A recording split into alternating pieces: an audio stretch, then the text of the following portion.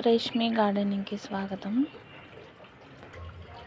మనం వేసిన విత్తనాల్లో చెమ్మకాయ విత్తనం ఇక్కడ కూడా ఒకటి మొలకొచ్చింది చూడండి.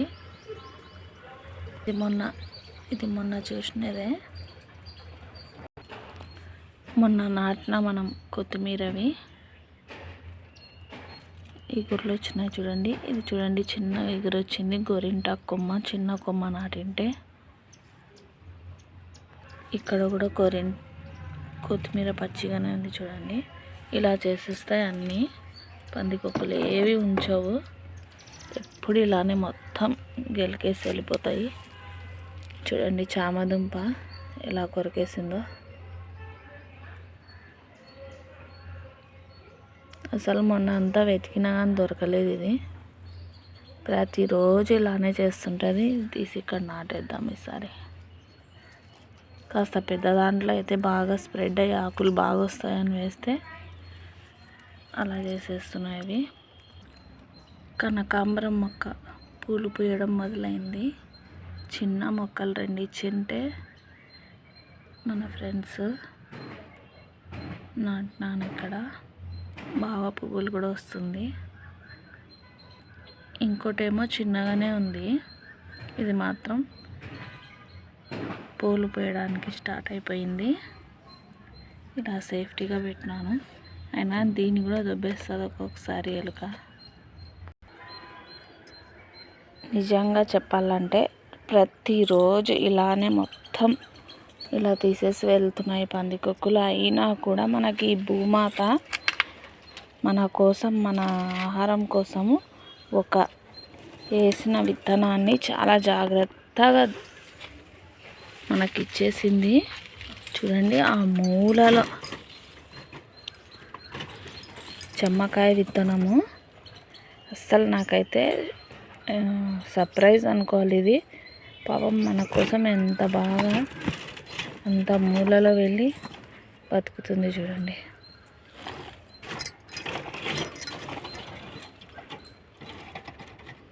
భూమాత నుండి గర్భం నుంచి రావడం కోసం ఆ విత్తనము అక్కడ ఉండి వచ్చి ఇలా చేస్తున్నా కానీ తట్టుకొని నిలబడింది. ఇలా అయితే మానవులకి ఆహారం దొరకడం కూడా కష్టమైపోతుంది. ఎన్నని విత్తనాలు వేసినా కానీ ఇలానే అయిపోయినాయి. కానీ ఆ ఒక్క విత్తనాన్ని భూమాత ఎంత జాగ్రత్తగా దాచుకొని మనకి మొక్కలాగా అయ్యేటట్లు చేసి ఇచ్చిందో చూడండి. ఇప్పుడు దీనికి వాటర్ వేయాలి కొంచెము. అక్కడనే ఉంది. మనం కూడా అంతే, ఎన్ని కష్టాలు వచ్చినా కానీ మనం చేయాలనుకున్న పని సక్సెస్ అవ్వాలంటే మనం ప్రయత్నిస్తూ ఉంటే దేవుడు కూడా మనకి ఏదో ఒక రూపంలో నెగ్గేటట్లు చేస్తాడు. మనం ఎన్నిసార్లు ప్రయత్నించి ఇక్కడ సీడ్స్ పెట్టినా కానీ, అన్ని సీడ్స్ పోయినా కానీ తను మాత్రం ఒక మూలలో పోయి ఎంత బాగా వచ్చేసిందో. మనం చేయాలనే ప్రయత్నంతో ఏది చేసినా మనకు ప్రకృతి కూడా సహకరిస్తుంది అనేది ఇదే నిదర్శనం అనుకుంటా నేనైతే. చూడండి, ప్రతిరోజు ఇలానే చేస్తాయి. మనం పెట్టిన సీడ్స్ అన్నీ ఇలా పెద్ద పెద్ద గొయ్యిల్లాగా వేసిపోతాయి. కానీ అదొక్క సీడ్ అక్కడికి వెళ్ళి మొలిచినందుకు మనకు ఒక మొక్క తయారవుతుంది. ఇప్పుడు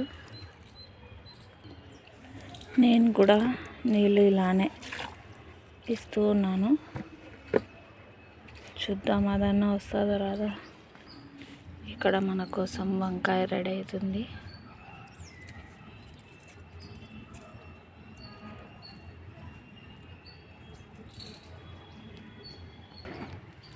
ఇది మన మొక్కల కోసం కిచెన్ వేస్ట్, అరటి పండ్లు తొక్కలు ఇవన్నీ నేనైతే మొన్న తీసుకున్న ఈ నిమ్మ మొక్కలో ఇది ముందే ఎలుక పెట్టినదే హోలు, దాంట్లోనే వేసి ఇలా మట్టి కప్పేస్తాను.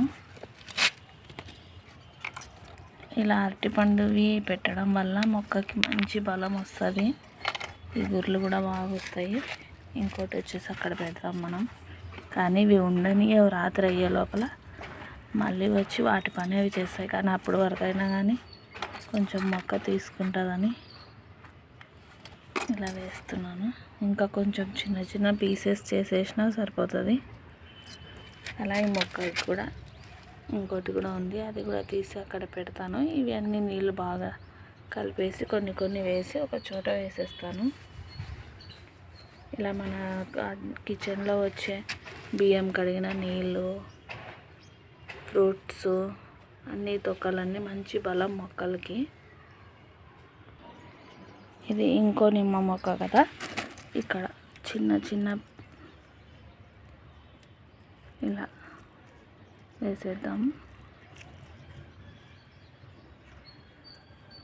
ఇలా పీసులు చేసి ఇలా వేసి ఇలా మట్టి కప్పేస్తే మొక్కకి మంచిగా ఎదగనీక కావాల్సిన ప్రోటీన్స్, విటమిన్స్ ఏమంటారో అన్నీ దొరుకుతాయి.